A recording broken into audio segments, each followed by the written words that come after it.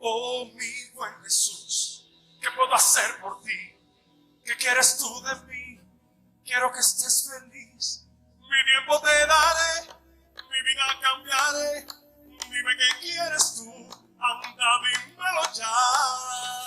Dime cómo te amo, dime tú. Muy buenas tardes, tengan todos ustedes bienvenidos a este su programa, Amigos Católicos en Cristo. Programa que está hecho pensando en ti y para ti. Bienvenidos, vamos a empezar la clase de Biblia. Mi nombre es Ricardo Gutiérrez y hoy vamos a ver la clase de Juan capítulo 11, versículo del 1 al 6.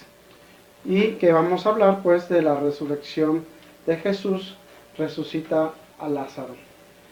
Este milagro es el último de los 7 milagros de acuerdo con el cuarto evangelista. Está estratégicamente situado, prácticamente concluyendo con la vida pública de Jesús. Según Juan, es la causa definitiva que determina la condena de Jesús. Y para esto les invito a que vayan por su Biblia y vamos a dar lectura a este séptimo signo y último del libro de Juan.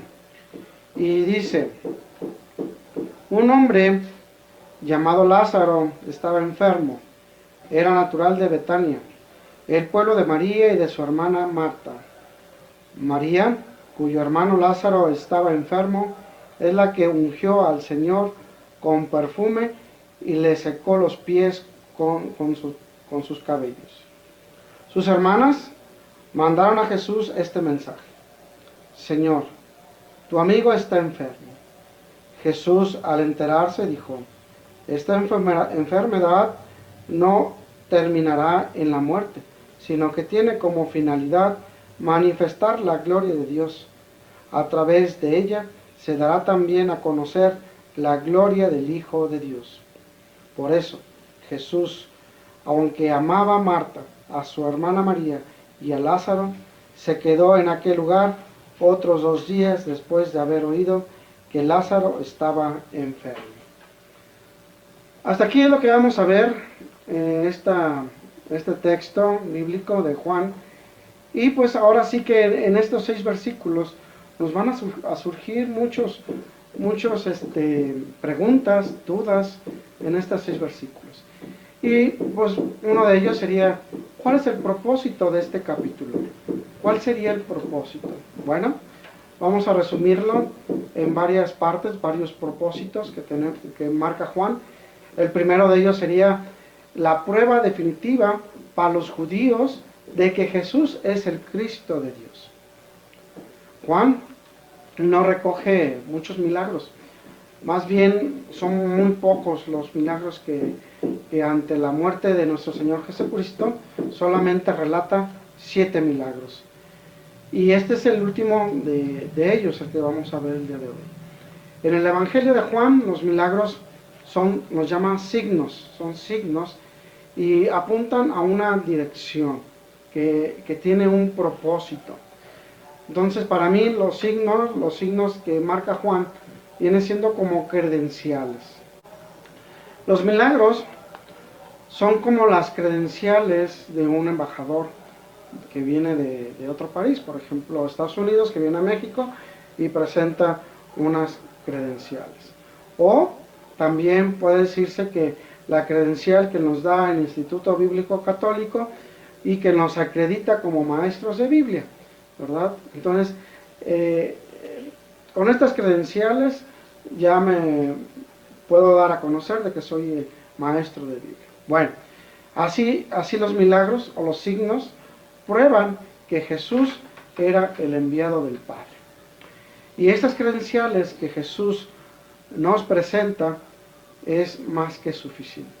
Recordemos pues que ya hemos visto a través de varios videos, hemos visto ya los 7 signos.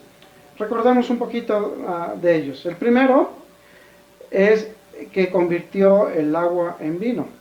¿verdad? Cuando estaban en las bodas de Caná y María le dice a su hijo, el vino se ha acabado, y Jesús convierte el agua en vino. Y luego el segundo signo, sana al hijo del funcionario, y que este es el que va, oye de Cristo, que está en un lugar, va al encuentro de Jesús y le dice que uno de sus sirvientes está enfermo, y por lo tanto Jesús lo sana a distancia. El tercer signo es la curación del paralítico de Betesda. Recordemos que llevaba el paralítico ya 38 años enfermo y que estaba esperando a que el agua se moviera para poder entrar. El cuarto signo que vimos es la multiplicación de los panes. Este fue un gran signo porque le dio de comer a 5,000 hombres, y no fue como magia, vamos, que sacan a algún conejo del sombrero y ahora sí que sacan varias cosas. No, Jesús, para alimentar a 5,000 hombres, hizo este gran milagro, ¿verdad? Entonces, no es, y lo miraron 5,000 gentes, hacer este milagro. El quinto anduvo sobre el mar. Recordemos que él se había quedado en la orilla del mar y se fueron sus discípulos en la barca, hubo una gran tormenta y fue Jesús al encuentro. El sexto sana al ciego de nacimiento, le unta lodo en sus ojos y va a la piscina de Siloé para que enjuagarse y recobrar así la vista. Y el séptimo, que es el que vamos a ver el día de hoy, que es la resurrección de Lázaro. Y pues yo pienso que aquí con estos 7 signos o 7 credenciales que Jesús nos está mostrando de que es el enviado del Padre, pues son más que suficientes credenciales. De Jesús yo creo que sí era el enviado de Dios. Ahora, ¿qué más podía hacer Jesús para demostrar que era el enviado de Dios? ¿Qué se les ocurre a ustedes? ¿Qué milagro tendría que haber hecho Jesús para salir de la duda? Bueno, yo pienso que con estas 7 credenciales, 7 signos, pues es más que suficiente, hasta sobra, ¿no? Hasta sobra. Bueno, ¿cuál fue la reacción de los judíos que vieron todo esto y la veracidad del milagro? Pues no lo van a creer en Jesús, no creían en Jesús, pero tenían que admitir que el milagro era cierto, porque ellos mismos lo vieron. ¿Sí? La resurrección de Lázaro, pues ellos mismos lo vieron. Y que no hubo truco alguno de ningún tipo. Pero ¿cuál fue la reacción? Algo que nos va a sorprender al final de este capítulo es que la reacción que provocó en los judíos fue la incredulidad. No quisieron aceptar que Jesús era el enviado de Dios. Y ahora, ¿qué podemos decir de la incredulidad de hoy día, verdad? ¿Qué más podía hacer nuestro Señor Jesucristo para que creyeran en Él?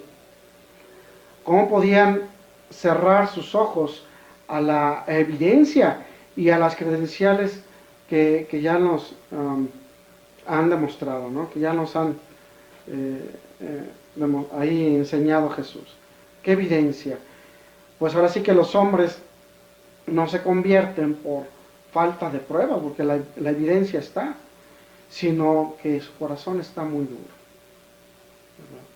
Ahora, el segundo propósito que nos muestra Juan, es que demostrar que Jesús es el Hijo de Dios.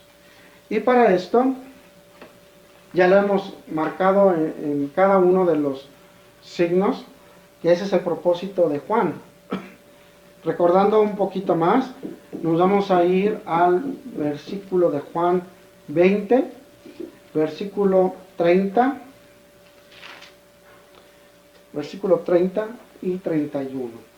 que dice: Jesús hizo en presencia de sus discípulos muchos más signos de los que han sido narrados en este libro. Estos han sido escritos para que ustedes crean que Jesús es el Mesías, el Hijo de Dios, y para que creyendo tengan en Él vida eterna. Así que demostrar que Jesús es el Cristo, demostrar que Jesús es el Hijo de Dios. Jesús, si nosotros recordamos un poquito, carpintero, oficio carpintero, y por lo tanto humilde, ¿verdad?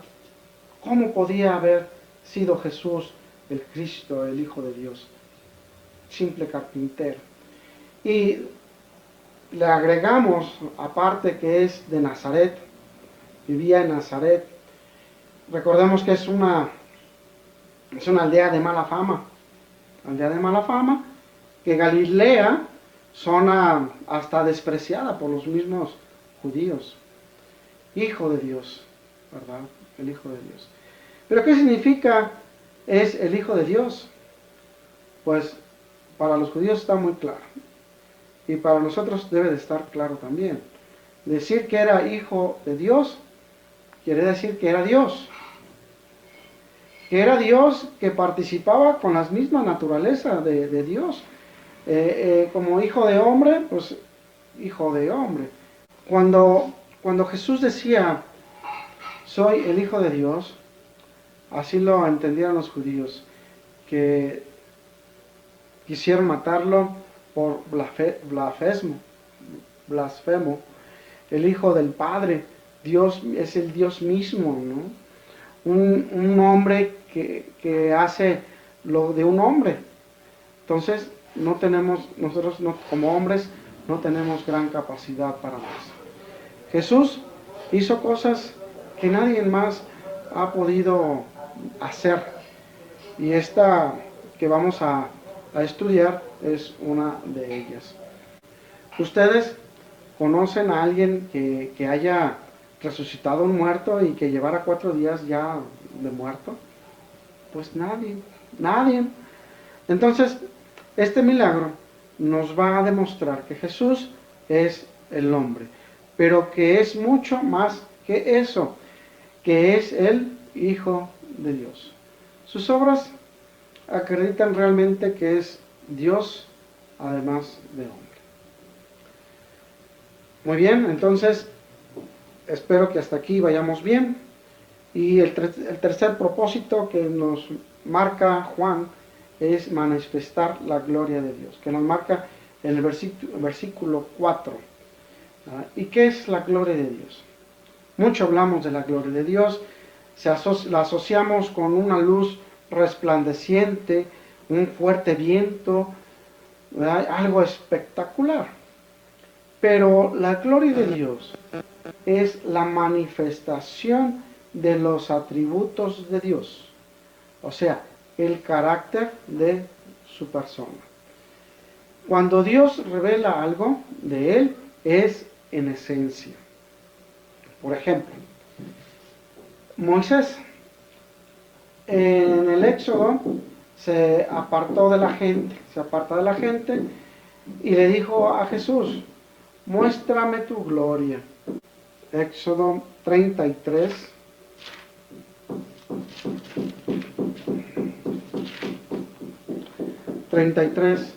18, y que nos dice, Moisés pidió al Señor, muéstrame tu gloria, y el Señor se mostró. Ahí mismo en el 34, 56, nos dice la manifestación de Él.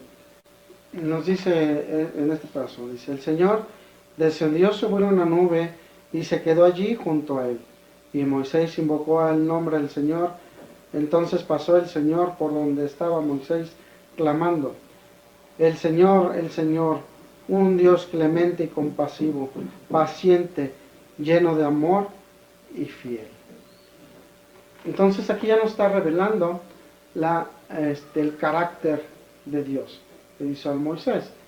misericordioso, clemente, tardo a la cólera y rico en amor y fidelidad, ¿verdad? Cuando Dios revela quién es, este milagro va a servir para manifestar la gloria de Dios. Iba a manifestarse la gloria del Padre y del Hijo. Van unidos tanto en esencia como en propósito. No se puede que uno sea glorificado aparte del otro. Son unidos y van, tanto en esencia como en propósito, van unidos, como lo dice Juan 23. El Señor va a manifestar su gloria. ¿En qué consiste esta gloria? Va a manifestar algo de su carácter, el carácter claro de Dios. No sabían en aquel entonces, no conocían, y si lo conocían, pues lo hacían con muchas limitaciones. ¿Qué va a ser eso? Bueno, esto vamos a descubrir cuando vayamos al versículo 25, cuando le dice Marta y a María, ¿no? Ya da su revelación de Él, que es: yo soy la resurrección y la vida, el que cree en mí, aunque muera, vivirá. Esto es lo que se va a manifestar la gloria de Dios. Es la revelación como era el Señor Jesucristo, la resurrección y la vida. Una revelación nueva que ya en el Antiguo Testamento no estaba muy claro, y como nos dice Pablo en 2 de Timoteo 1:10, que esto sacó a la vida, a la inmortalidad, y por medio del Evangelio, claro, está esta revelación que es parcial. ¿Cuándo se va a presentar esta revelación total? Cuando resucita Jesús. Jesús revela su atributo. ¿Cuál es? Jesús es la vida y la resurrección. Muy bien. Hoy llevamos 3 propósitos. Vamos con el cuarto propósito, que es el anticipar la resurrección final a todas las personas. Aquí vamos a ver que solamente una persona fue resucitada, en este caso Lázaro. El Señor, cuando les dice a las hermanas, quitad la piedra, en el versículo 39, pues las hermanas se rehúsan a hacerlo, ¿sí? ¿Por qué? Porque ya lleva 4 días muerto su hermano Lázaro, y por lo tanto, ahora sí que, si dicen que a los 3 días apesta, imagínense al cuarto, ¿verdad? Ya olía muy mal, y por las hermanas no querían abrirlo, porque ya, Señor, es que ya huele feo, ya no puede ser. Y el Señor les dice, quita la piedra. Entonces la quitaron, y entonces sí, el Señor hizo algo insólito. Jesús hizo algo insólito, que es llamar a Lázaro. Llamó a Lázaro, y ahora sí que nosotros sabemos perfectamente bien que los muertos pues no nos escuchan, pero aquel hombre escuchó y salió entre los muertos. Y esto es así que, como dicen por ahí, que para muestra un botón, y que esto va a ocurrir a gran escala, ¿verdad? A gran escala en un futuro. Y pues muchos dirán, ¿no? Oiga, no lo creo. Esto no lo creo. Pues créanlo, porque aquí está la prueba definitiva de que nos está hablando Juan, ¿verdad? En la Santa Escritura. Y es la prueba o evidencia que nos pone, ¿verdad? Tenemos el quinto propósito, ¿sí? Que es el preparar el escenario para la resurrección de Jesucristo. Aquí el que resucitó fue Lázaro, ¿verdad? Y en esa resurrección pues había mucha gente. No nomás estaban los que amaban a Lázaro y a la familia, sino que ahí también estaban los enemigos de Jesús. Y estos enemigos pues eran aferrados, ¿verdad? Aferrados en contrariedad, contradecir a Jesús y buscar algo en que pudiera fallar. Aquel hombre llevaba ya 4 días de muerto y lo tuvieron que admitir estos enemigos, porque lo vieron con sus propios ojos. Y cómo no admitirlo, que pocos días después Jesús resucita después de 3 días. ¿Quién podría decir que la resurrección de Jesús era un hecho imposible cuando unos días antes había resucitado a Lázaro? Este pasaje está preparando el contexto para que crean o creamos en la misma resurrección de nuestro Señor Jesucristo. Espero que no se pierdan. ¿Vamos bien? ¿Hasta aquí? Ok, entonces vamos con el sexto propósito de este capítulo de Juan, que es el demostrar que la revelación bíblica se basa en hechos históricos. Bien. Vamos a encontrar, por ejemplo, esto es muy interesante, que en los días en que vivimos, porque ustedes sabrán que muchas veces nos piden evidencia bíblica, hechos históricos, y aquí Juan no nos da. ¿Sí? Esto es muy interesante, ya lo van a estar mirando en este capítulo. ¿Sí? Bueno, el primero, Juan recoge afirmaciones de Cristo que después demuestra a través de un milagro. Por ejemplo, Jesús dijo: yo soy el pan de vida, el que viene a mí nunca tendrá hambre, ¿verdad? Entonces Juan lo tiene que demostrar. ¿Cómo? O mismo Jesús, ¿no? ¿Cómo Jesús demuestra que esto es verdad? Bueno, en la multiplicación de los panes y peces para dar a comer 5,000 personas, nada más. Así lo demostró, que Él es el pan y la vida, ¿verdad? Pan de vida. Bueno, también Jesús dijo: yo soy la luz del mundo, el que me sigue no andará en tinieblas. ¿Y cómo Jesús va a demostrar que esto es verdad? Bueno, sanó a un ciego de nacimiento.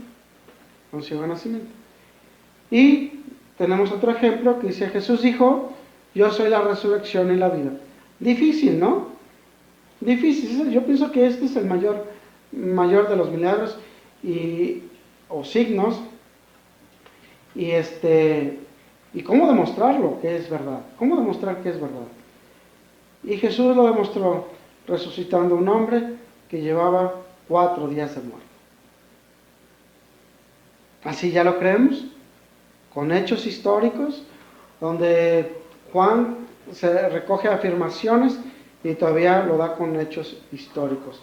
Nuestra fe no es un salto al vacío, no es un suicidio intelectual que tenemos que buscar y buscar, no es algo que nadie se creería, no.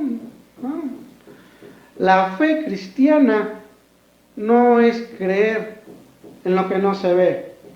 Bueno, en parte sí, pero no. Es la fe de los crédulos, que todos se lo creen. Es una fe que está sustentada sobre hechos históricos, hechos documentados, que están aceptados incluso por sus mismos enemigos de Jesús, y que en ninguna manera están dispuestos a creer en Él.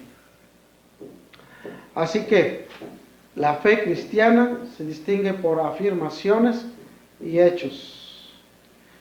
Dios mismo ha intervenido en la historia del mundo para los hombres y darse a conocer, para que le conozcamos a Dios. Por eso creemos en Cristo, creemos en su persona, creemos en lo que Él dijo, por las obras que Él mismo hizo, ¿sí? Y como dijo Jesús, ¿verdad? Si no crees en mis palabras, pues por lo menos cree en mis obras. Creemos en sus obras, creemos en sus palabras, ambas van juntas, ¿sí? Hechos concretos. Muy bien, hemos visto los propósitos de este capítulo, interesante, 6 propósitos. Y aquí yo pienso que hay más propósitos, pero yo supongo que con 6 bastan, ¿no? Bastan para darnos cuenta de que Jesús es el Hijo del Padre, es el enviado del Padre, es el Hijo del Hombre, el Hijo de Dios, es el Cristo, el Mesías, el ungido. Por esos 6 propósitos, yo pienso que es más que suficiente, ¿no? Puede haber más. Bien, vamos a ver otra parte que es la presentación de la escena. Vamos a imaginarnos la escena. En primera instancia tenemos ya 3 hermanos, nos habla de 3 hermanos, que es Lázaro, Marta y María. Tenemos también un lugar, que es Betania, y una situación clara. Uno de los 3 está enfermo, que es Lázaro, y que esta enfermedad lo lleva a la muerte. Bueno, la primera escena que vamos a ver es la relación que tiene Jesús con Betania, ¿verdad? Es una aldea pequeña, Betania es una aldea pequeña, comparada con Jerusalén, que están prácticamente juntas, nos separa 3 kilómetros de distancia, y pues así que Betania es un pueblito pequeño. La relación de Betania que tiene mucho que ver ahora sí con estos 3 hermanos, y Jesús iba a las fiestas de Jerusalén, en las Pascuas, en las fiestas de los tabernáculos, como buen judío va a las fiestas, ¿verdad? Y vamos a nuestra Biblia, y vamos a ver Marcos 11:11.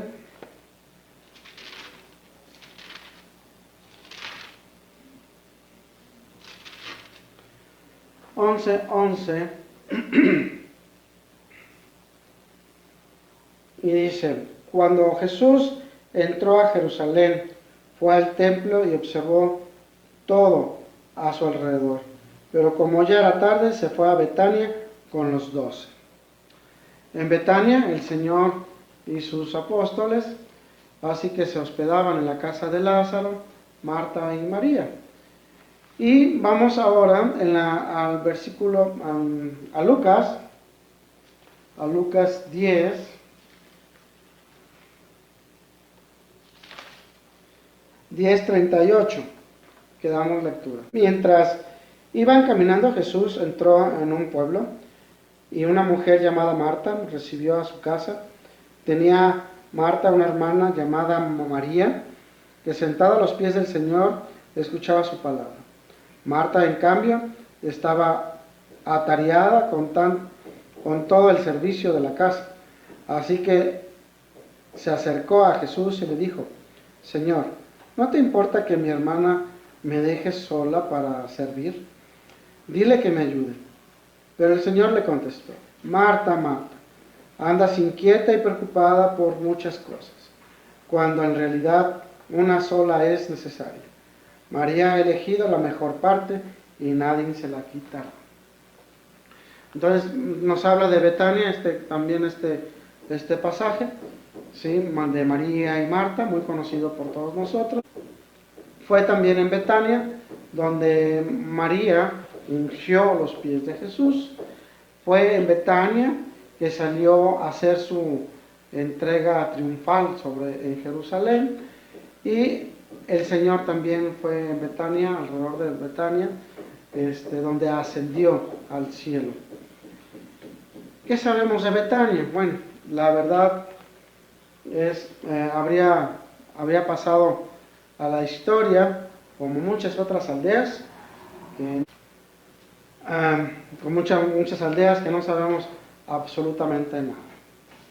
Si conocemos algo de Betania, es por los tres hermanos y porque Jesús pues iba ahí, ¿verdad?, a la casa de ellos, y se hizo famosa a lo largo de la historia. Así que si no hubiera quedado, se hubiera quedado en el anonimato, en el olvido, pues a Jesús le gustaba ir a Betania. No es de extrañar. Al leer los evangelios nos damos cuenta del ambiente que se respiraba en Jerusalén.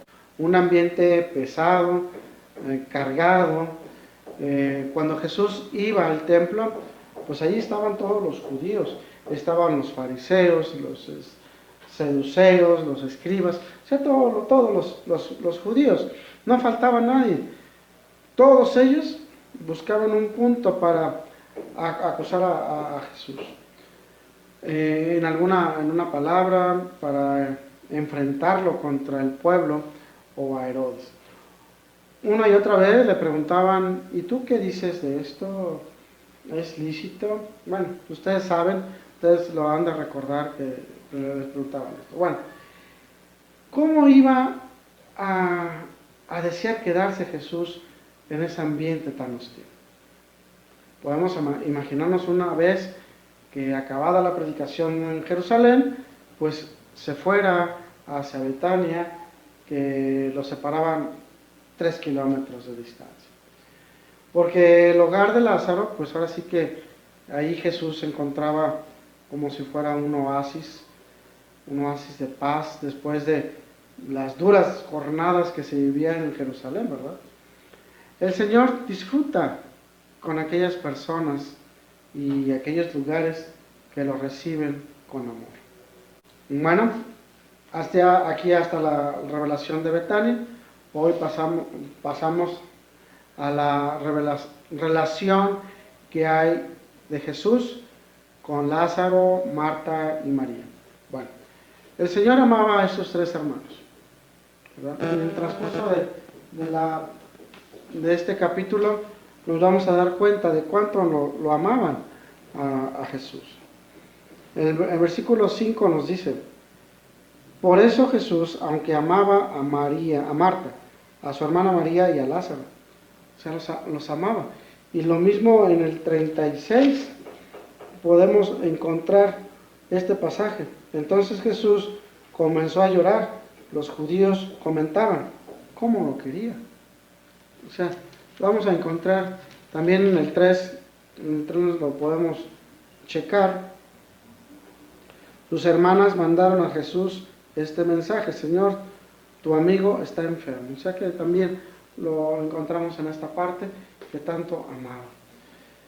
Es algo que se va a repetir constantemente en el transcurso de este capítulo. El amor por estos tres hermanos. ¿Cómo eran estos tres hermanos? Como hemos visto en Lucas, ¿sí? ya lo hemos leído, el texto, y como ocurre ya pues, en muchas familias, ustedes se darán cuenta, pues son muy diferentes el uno y del otro, ¿verdad? Vemos a Marta, que es una persona, este tipo de mujer que no para y que no está quieta ni un momento. Está en constante movimiento, con el deseo siempre de que todas las personas estén bien atendidas, y pues así es Marta. Una mujer activa, siempre preocupada por las necesidades de los demás, inquieta, servicial, trabajadora. Así es Marta. María, en cambio, está sentada a los pies de Jesús y oye su palabra. María era una dada a la meditación, a la devoción de Jesús, una persona apacible. Lázaro, ¿cómo es Lázaro? pues no sabemos nada de Lázaro. No sé qué decir de Lázaro. Aunque aparece mucho en las Escrituras, no dice nada. Lázaro no dice nada, ni una sola palabra. Este es un nombre raro, como habemos muchos, ¿verdad? Un hombre bien calladito, no dice ni pío, pues nada, de nada, de nada. Por lo tanto, se piensa de él que es un hombre de pocas palabras, humilde, tranquilo y que no busca protagonismo. Diferentes hermanos, pero Jesús dice que los ama a ellos por igual. Nosotros somos padres, lo que somos padres, pues ahora vamos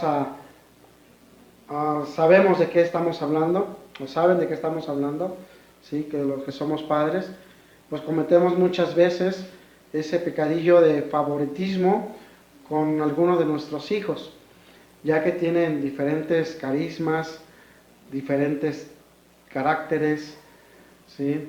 Pues así son nuestros hijos. Pero nunca va a pasar esto con Jesús. Cristo nos ama a todos por igual. Tengamos pocos, muchos dones, seamos flojos o trabajadores, Jesús ama a todos los hombres por igual. La prueba está en que Dios entregó a su propio Hijo porque todos los hombres los quiere por igual. Cristo no hace favoritismos ni distinciones. Espero que vayamos bien hasta ahorita. Vamos con la tercera escena, que es la enfermedad de Lázaro. Ahora sí que esta parte puede chocar un poco con lo que ya se dijo anteriormente. ¿Cómo puede ser que Jesús, si amaba tanto a sus tres hermanos, por qué permite que Lázaro, su amigo que tanto ama, enferme y muera? No entra un poco en discusión, en oposición o con el hecho de que lo amaba. Bueno, esto nos lleva a reflexionar en dos cosas. El primero es la enfermedad. No siempre es consecuencia directa del pecado, ni una prueba tampoco del enojo divino sobre nosotros. La enfermedad muchas veces puede ser la causa directa de un pecado concreto, como en el caso del paralítico de Betesda. Jesús le dijo: vete y no peques más, no sea que te suceda algo peor. O sea que la enfermedad va unida a un pecado anterior. Es verdad que el pecado puede causar directamente una enfermedad, pero no siempre debemos de pensar que hay una relación directa. ¿Por qué razón? Porque Lázaro, que tenía una buena relación con Jesús, que no había ningún tipo de causa que impidiera la comunión con Jesús y Lázaro, y sin embargo se enfermó. Y así que cuidado con decirle a alguien: esto te pasa porque has hecho tal cosa. Podría ser que sea cierto, pero debemos estar bien seguros porque no siempre existe esa relación. Está muy claro, pero no siempre está muy claro. La segunda cosa de que tenemos que reflexionar es algo muy obvio. Los creyentes fieles también se enferman y mueren, lo mismo que los demás. Solo cuando estemos en el cielo se completará plenamente nuestra redención. Decir que tengo fe y no vamos a enfermarnos, que si nos enfermamos es porque no tenemos fe, no es cierto. Los creyentes fieles se ponen enfermos al igual que los creyentes. Porque en cierto sentido la enfermedad y la muerte son causa indirecta del pecado. Antes decía que puede haber un pecado concreto que cause una enfermedad directamente, pero en todo caso entonces los demás casos. La enfermedad y la muerte es un producto indirecto y que nos viene como consecuencia del pecado que entró por medio de Adán y Eva y que así que nos ha estado afectando a toda la raza humana. Es verdad que Jesús tiene el poder para sanarnos. Es verdad que una serie de evidencias, de credenciales importantes que demostraron que Jesús era el Cristo y que vino sanando a todas las personas. Pero no tenemos que pensar que todos los creyentes vamos a ser sanados o no vamos a enfermar, porque vamos a morir, muy seguramente vamos a morir. Todas las generaciones anteriores han ido muriendo. ¿Por qué razón? Cristo es nuestro Salvador, nuestro Redentor. Y ustedes se preguntarán, entonces, ¿por qué enfermamos y morimos si Él ya ha quitado nuestros pecados? Porque nuestra redención no será completada, o será completada, mejor dicho, cuando estemos en la presencia del Señor. Y habrá desaparecido todo lo viejo, todo lo que corresponde al viejo hombre, aquellas cosas que forman parte de nuestra naturaleza de pecado, pues habrán desaparecido. Y por supuesto que habrá desaparecido también todo tipo de enfermedad y desde luego la muerte. Ya no habrá nada de esto, Bueno, ya vimos entonces los propósitos de este capítulo y el escenario de este capítulo. Vamos a ver los propósitos de la enfermedad de Lázaro. ¿Qué propósitos hay? Cuando enfermamos, nos preguntamos, ¿por qué el Señor lo permite? ¿Por qué puede tener algún propósito la enfermedad? ¿Cómo debemos de reaccionar frente a la enfermedad? En un principio, vamos a ver 4 cosas que nos pueden ayudar para poder responder a estas preguntas. La primera de ellas, en medio de nuestra enfermedad, Dios tiene un plan, aunque nosotros no lo sepamos. Cuando los mensajeros de Marta y María llegaron a Jesús, Jesús les dijo estas palabras muy enigmáticas, ¿verdad? Esta enfermedad no es para muerte, sino para la gloria de Dios. ¡Wow! Eso es algo confuso y a lo mejor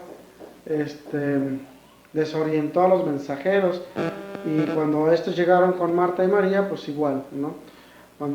Estos los confundió un poco, sino para la gloria de Dios. ¿Qué quería decir Jesús?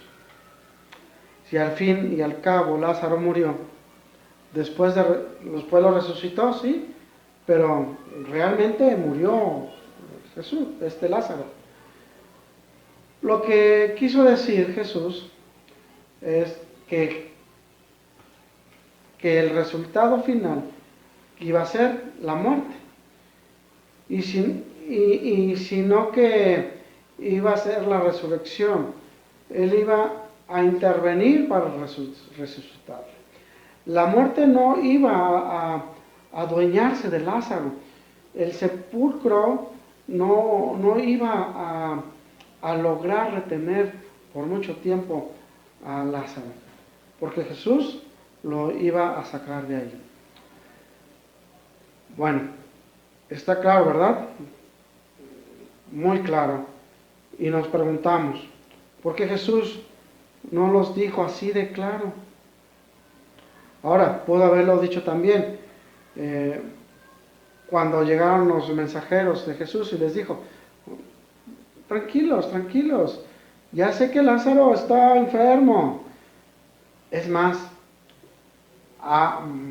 se va a morir, pero no se preocupen, no se preocupen, que yo después voy a resucitar.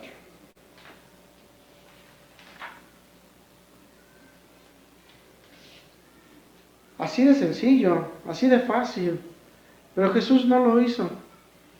Permitió que las cosas fluyeran y siguieran su orden natural, que murieran, y después les intervino para hacer algo sobrenatural. Pero hubiera sido fácil si lo dijera, pero no lo dijo. Y no solamente no lo dijo, sino que tampoco nos los dice a nosotros.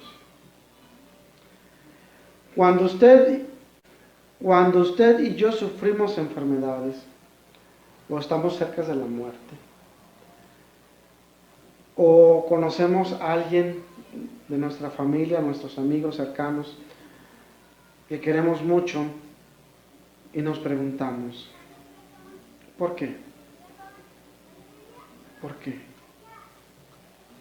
Y no lo sabemos, no lo sabemos. Pero esto no quiere decir que Dios no tiene un plan y que ese plan es glorioso, que es un plan que va a beneficiar a su reino y a su obra, claro que sí, pero yo no lo conozco ese plan, yo no tengo que enfrentar, yo lo tengo que enfrentar todos los hechos que me van a venir sin saber qué es lo que me va a ocurrir, pero tengo que hacer con fe. La fe no consiste siempre ver lo que tengo delante de mí, sino en confiar en Dios que está permitiendo todas estas cosas y sabe lo que está haciendo y tiene un plan. Y esto es lo que debemos de confiar, pero pues no entendemos todas las cosas, ¿verdad? A mí a veces me preguntan ¿por qué pasó tal cosa? ¿Por qué ocurre esto? Por ejemplo, en este caso, en las cosas que estamos pasando hoy día, ¿verdad? En esta pandemia, que no sabemos el por qué Dios lo permite, por qué está pasando esto. Y pues me siento inútil a veces, me siento ignorante, porque la mayoría de las veces no lo sé, y la verdad es que no lo sé. Y si no lo sé y no quiero engañar pues a la gente que me lo pregunta. Pero sí sé algo, y es grande, y es que Dios, si lo ha permitido, es porque tiene un propósito, tiene un plan, y ese plan es bueno para usted, para mí, y por supuesto para todos, es bueno para su obra también de Dios. Y esto es lo único que pues, se puede decir realmente. Pero no es poco, porque nosotros enfrentamos las dificultades sabiendo que tiene un sentido, sabiendo que Dios nunca ha perdido el control. Esto ya nos hace ver la cosa de otra manera, ¿no? Nos transmite paz, nos transmite esperanza. ¿Qué otra forma tendríamos si a la larga nos desespera, ¿verdad? Por eso cuando estamos confiados en el Señor, en Cristo nuestro Señor, las cosas son de otra manera. Bueno, tenemos el segundo punto, las pruebas y los periodos de sufrimiento nos llevan a conocer mejor a Dios. Esta enfermedad de Lázaro servirá para mostrar la gloria de Dios, nos dice este capítulo, de tal forma que aprendamos algo nuevo de Él. Ya habíamos dicho que la gloria de Dios son aquellos atributos que se exteriorizan a los hombres para que le conozcamos algo de Dios. Cuando pasamos momentos difíciles en la vida, pues hay algo dentro de nosotros que se activa. Empezamos a ver la vida espiritual de otra manera. ¿Cuántas veces en medio de una enfermedad empezamos a orar más? Empezamos a leer nuestra Biblia. Esos momentos parece que se cae en una capa que traemos nosotros, una capa de orgullo, una capa de autosuficiencia que llevamos puesta constantemente y ahora sí que desaparece y nos volvemos más sensibles y escuchamos con más atención la voz de Dios y qué es lo que nos quiere decir. Entonces, en esos momentos de crisis, de sufrimiento, aprendemos en poco tiempo las cosas de Dios que llevaba tiempo tratando de enseñarnos y que nosotros por nuestro orgullo pues impedíamos que Él nos enseñara y que nosotros aprendiéramos. Así que las pruebas, la enfermedad, las dificultades de la vida, los propios sufrimientos nos ayudarán a conocer mejor al Señor. Esta ha sido una experiencia constante en muchas personas de la Biblia, y no nomás de la Biblia, sino también en la vida real, en la vida cotidiana que nosotros conocemos. ¿Sí? Por ejemplo, tenemos al rey David, que nos habla que no habría conocido a Dios y no hubiera dicho estas palabras: tú, Dios mío, eres mi roca, mi fortaleza, mi libertador, si no hubiera sufrido la persecución. David, ustedes recordarán que pues se caracterizó por la cantidad de gente que lo odió.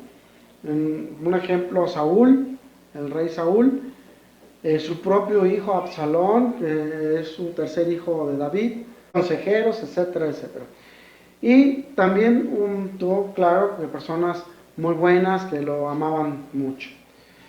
Estas personas que odiaba tanto a David, que conoció a Dios por medio del sufrimiento, pues Dios es mi roca, mi fortaleza, mi libertador. Segunda de Samuel 22. Solo se puede entender cuando tienes enemigos que te están acechando, que quieren destruirte, y es entonces que Dios establece un muro y te protege, y aprendes eso de Dios. Es interesante. El sufrimiento nos lleva a conocer cosas de Dios que en tiempos de paz, tiempos de alegría, pues no lograríamos nunca aprender.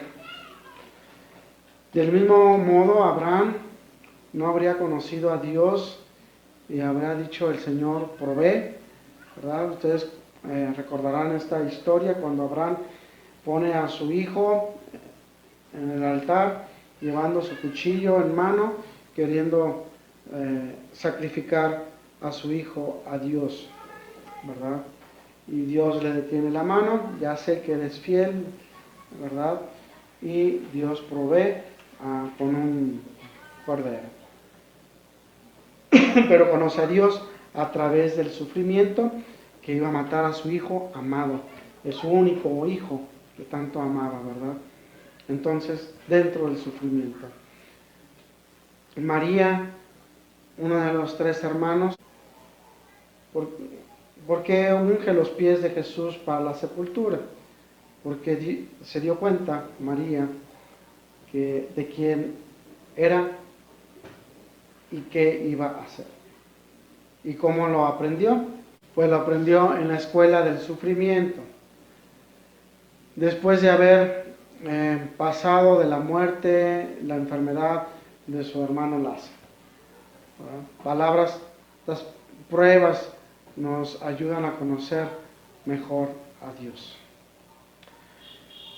Tercer punto, pues Dios puede hacer que las mayores tragedias le glorifiquen. ¿Cómo es esto?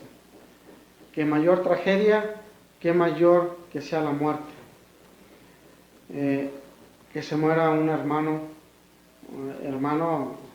en el sentido prójimo, ¿verdad? Puede ser nuestra madre, nuestro padre, nuestro hermano, nuestro vecino, un amigo íntimo, etcétera, etcétera.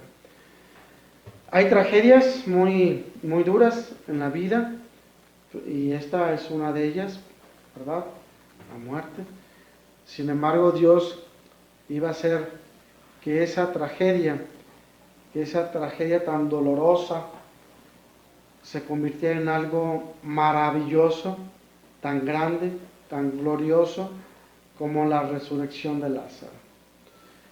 Con todo lo que aporta el testimonio del Señor, generación tras generación, generaciones y generaciones, hasta nuestros días de hoy.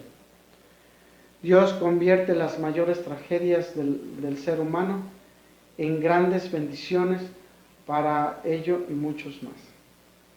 Cuarto punto, la enfermedad y la proximidad de la muerte nos acercan a Dios, o a Jesús, o al Señor.